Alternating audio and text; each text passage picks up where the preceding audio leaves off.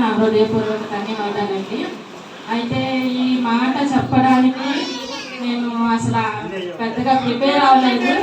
నేను తగిన దాన్ని కాదు, అర్హత కలిగిన దాన్ని అయినా కూడా దేవుని మాట చెప్పాలని ఆశ కలిగి, నా పక్షాన ఉన్న దేవుడు బలవంతుడు కాబట్టి ఆయన పక్షాన నేను ఆయన మాట చెప్పాలని మీ ముందుకు వచ్చి ఉన్నాను. ఈ యొక్క మాట గురించి చిన్న ప్రార్థన చేసుకున్నామండి మనందరము.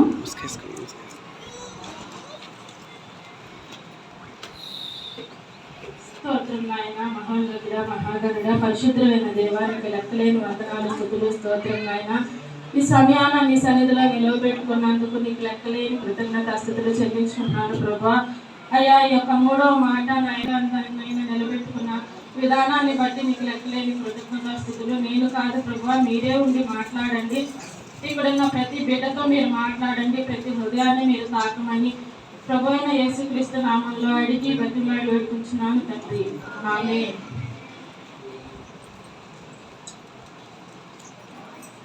ఒక మాట యేసు ప్రభు వారు శిలువలో పలికిన 3వ మాట, యోహాను సువార్త, యోహాను 19వ అధ్యాయము 26, 27 చదవగలిగిన వాళ్ళు చదవండి.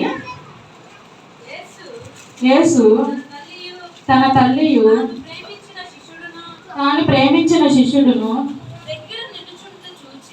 దగ్గర నిలిచి ఉండుట చూచి, అమ్మా ఇదిగో నీ కుమారుడు అని తన తల్లితో చెప్పాను.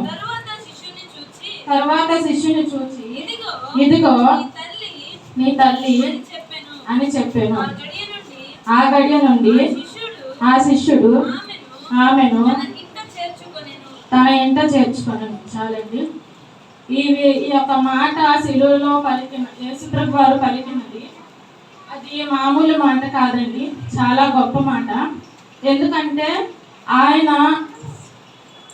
మన యెహోవా దేవుడైన తండ్రి అయిన దేవుడు ఆయనకు ఒక బాధ్యత అప్పచెప్పి లోక పాపాల కొరకు ఆయన రక్షకుడుగా ఈ లోకానికి వచ్చి ఉన్నాడు. అది ఒక బాధ్యత ఆయనకి. ఆ యొక్క బాధ్యతను ఆయన నెరవేర్చడానికి ఈ లోకానికి వచ్చి, అది ఎంత కష్టమో ఆయనకు తెలుసు. ఎంత ఆ పరిస్థితి ఎంత దారుణంగా ఉంటుందో అది ఆయనకు తెలుసు. కానీ అన్నిటికీ అంగీకరించి ఆ యొక్క బాధ్యత కోసము నెరవేర్చడానికి ఈ లోకానికి ఆయన వచ్చి ఉన్నారు. అలాగే ఆ యొక్క బాధ్యత కూడా ఆయన నెరవేర్చారు. అలాగే ఆ పరలోకం నుంచి ఆయన మన కోసం వచ్చి ఇక్కడ తండ్రి అయిన యెహోవా దేవుని యొక్క బాధ్యత ఆయన మీద పెట్టిన బాధ్యతను నెరవేర్చినట్లే, అలాగే ఈ లోక పుత్రుడిగా ఆయన బాధ్యతను కూడా మర్చిపోలేదు.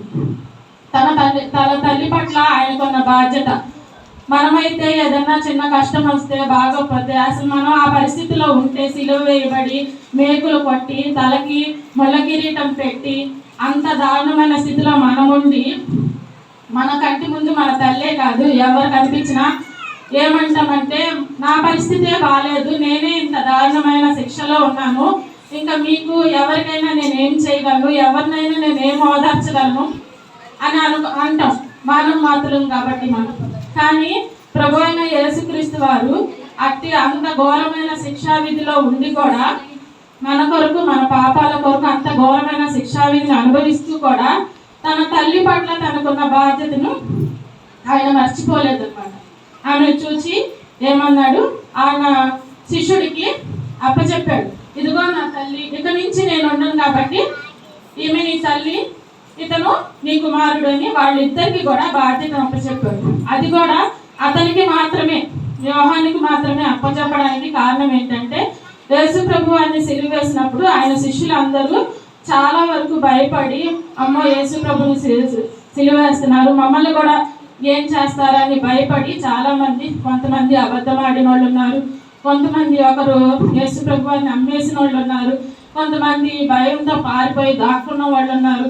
కానీ యోహాన్ అయితే నాతో పాటు ఎన్ని రోజులుగా ఉండి ఇన్ని అద్భుతాలు చేసి ఇన్ని కార్యాలు చేసిన ప్రభువుని నేను ఎలా విడిచిపెడతానని చెప్పి ఆయన చూడటానికి ఆశ కలిగి ఆ శిలువ యొద్దకు ఆయన వెళ్ళి అన్నాడు. ఆ వెళ్ళడంతో పాటు తన తల్లిని కూడా తీసుకొని వెళ్ళాడనమాట బాధ్యతతో.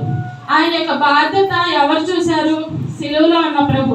అంత కష్టంలో ఉండి అంత బాధలో ఉండి ఎదుటి మనిషి బాధ్యతగా ప్రవర్తించాడని ఆయన కనిపెట్టాడు. ఎవరైతే ఆయన సన్నిధిలో బాధ్యతగా ఉండి ఆయన పని చేయాలనుకుంటారో మనుషులు ఎవరు గుర్తించకపోవచ్చు, కానీ ప్రభు అయిన యేసుక్రీస్తు వారు వారిని గుర్తిస్తారన్నమాట. ఎవరైతే బాధ్యత కలిగి ఉంటారో ఆయన పని భారము, ఆయన బాధ్యతలు ఆయన మీద మోపుతారనమాట. ప్రభువు ఎవరికి ఇస్తాడు బాధ్యతలు? ఆయన పని పట్ల బాధ్యత కలిగి భారం కలిగి ఉన్నవారికి మాత్రమే ఆయన బాధ్యతలు అప్పచెప్తారన్నమాట. ఎంతో మంది సేవకులు మరి కష్టపడుతున్నారు, పరిచయం చేస్తున్నారంటే వాళ్ళు ఊరికినే ఏం చెయ్యట్లా. ఎవరికైతే భారం ఉంటుందో, ఎవరికైతే బాధ్యత ఉంటుందో వాళ్ళు మాత్రమే దేవుడి పరిచయం చేయగలరు, దేవుడి పని చేయగలరు. వాళ్ళకు మాత్రమే దేవుడు అభిషేకించి వాడుకుంటాడు. ఎవరు కూడా ఊరికినే సేవకులుగా సేవ చేయడానికి ముందుకి రారు. దేవుని యొక్క నిర్ణయం లేనిదే, ఆయన ప్రణాళిక లేనిదే రారు. ఇంకో విషయం ఏంటంటే నేను ఒక బాధ్యత గురించి చెప్పాలనుకుంటున్నాను. ఇద్దరు వ్యక్తుల గురించి. రాత్రి నిన్న ఉదయం నుంచి నాకు అస్సలు హెల్త్ బాగాలేదు. చాలా తలనొప్పి, గ్యాస్ నొప్పి, రాత్రి అంతా నిద్ర లేదు, చాలా బాధపడుతున్నా. అయితే పాస్టర్ గారు ఒక మాట చెప్పాలమ్మా అని చెప్పినప్పుడు నేనేం ప్రిపేర్ అవ్వలేదు, ఏం చెప్పాలా, అది రాత్రి నిద్ర పట్టట్లేదు ఎలాగా అని చాలా వీడియోలు చూశాను యూట్యూబ్లో. కానీ నాకు ఏది కూడా మనసుకి నచ్చలేదు, ఏది కూడా నాకు చెప్పాలని అనిపించలేదు. కానీ 3 గంటల వరకు, దాదాపు 3 వరకు నేను మెలకుగానే ఉన్నాను. అయితే ఏది కూడా నాకు నచ్చట్లేదు. సరే నేను నిద్రపోయి పొద్దున్నే లెగిసి 6కి లెగుతాం, ప్రతిరోజు 4కి లెగుస్తున్నాను కదా, ఈరోజు ఇంకా 6కి లెగిసి చూద్దాము, అప్పుడు ప్రిపేర్ అవుదాంలే అనుకున్నాను. కానీ 3 గంటలకు పడుకుంటే 4కి తలుపు కొట్టిన శబ్దం. ఎంతసేపు, చాలాసేపు వద్దు వద్దు ఎవరు లేరులే అని మన మనసుకు సరిచెప్పుకున్నా కానీ తలుపు కొడుతున్నట్టుగా శబ్దం. బయటకు వచ్చి చూస్తే ఎవరు లేరు. సరే అని పడుకుంటే మళ్ళీ సౌండ్ వస్తుంది. సరే అని చెప్పి లెగిసి చాలాసేపు ప్రేయర్ చేసుకొని అప్పుడు దేవుడు ఒక తలంపించాడు, నీకు ఏది తెలుసో అదే చెప్పు, నువ్వు ఏ వీడియోలు ఏది చూడొద్దు, ఎవరు చెప్పింది నువ్వు చెప్పొద్దు, కానీ నీకేం తెలుసో అదే చెప్పు అని చెప్పి ప్రభువారు మరి చెప్పడం జరిగింది. నేను కొద్ది దినాలుగా ఆదికాండం నుంచి వాక్యం ధ్యానం చేస్తూ వచ్చాను, సంఖ్యాకాండం వరకు.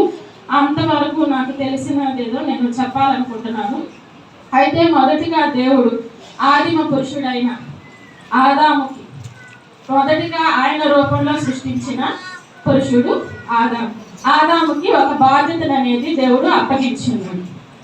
ఏంటా బాధ్యత అంటే ఆదికాండము 2వ అధ్యాయము 15వ వచనము నుంచి కొంచెం చదవగలిగినది చదువు. మరియు దేవుడైన యెహోవా నరుని తీసుకొని ఏదైనా తోటను సేద్యపరచుటకు దాని కాచుటకును దానిలో ఉంచెను.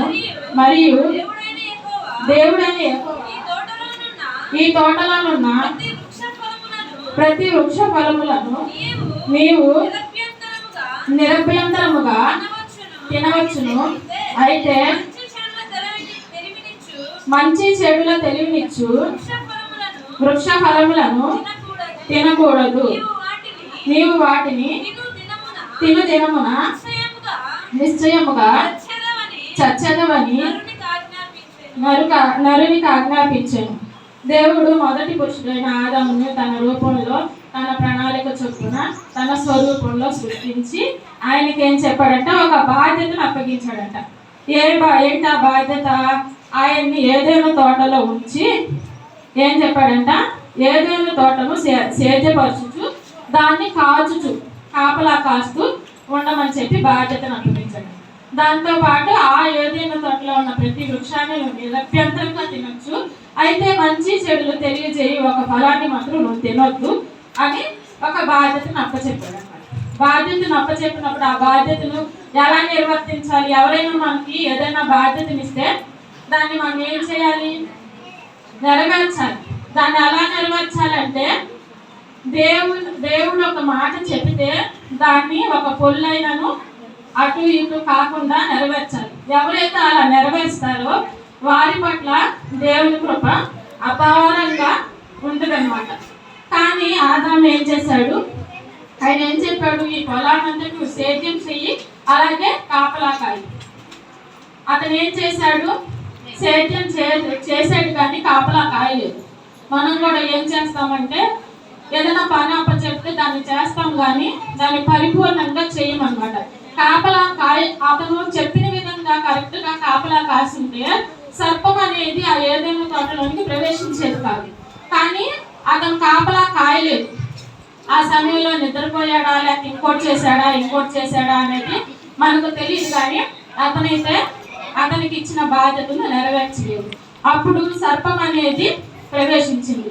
మన జీవితాల్లో కూడా అలాగే మన హృదయాలను కాల్చుకుంటూ మన భక్తి జీవితాన్ని మన హృదయాన్ని సేద్యం చేసుకుంటూ, అంటే మనలో ఉన్న తప్పుల్ని వాటిని గ్రహించుకుంటూ, మన ఏదైనా తోట అంటే ఏదో కాదు, మన హృదయమే ఏదైనా తోటను కాల్చుకుంటూ మనం ఎప్పుడైతే ఉంటామో సర్పమైన సాతానుడు ప్రవేశించకుండా అప్పుడు మనము దేవుళ్ళలో ఫలిస్తాం.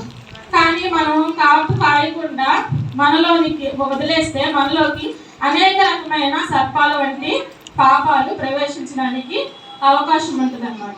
అట్లాగా ఏదేను వనంలోనికి సర్పము ప్రవేశించడము, అవ్వమని ప్రేరేపించడము, ఆదాముని ప్రేరేపించడము, వారిరువురు కలిసి పాపము చేయడము, ఆ పాపము ఈనాటి వరకు ప్రతి ఒక్క మనుషుడి మీద మోపడం జరిగింది. అయితే దేవుడైన యేసుక్రీస్తు వారు ఏం చేశారంటే, ఈసారి యెహోవా దేవుడు ఏం చేశాడంటే తన రూపం చొప్పున ఒక మనిషిని సృష్టించినా కూడా ఆ మనిషికి ఒక బాధ్యత అప్పగిస్తే ఆ బాధ్యతను అతను సవ్యంగా చేయలేదు. ఈసారి ఏం చేశాడు? అతను సొంత కుమారుణ్ణే పంపించాడనమాట. ఈ లోకంలో ఎవరిని సృష్టించినా ఆయన రూపాన్నిచ్చి ఆయన స్వరూపాన్నిచ్చి ఏదేదో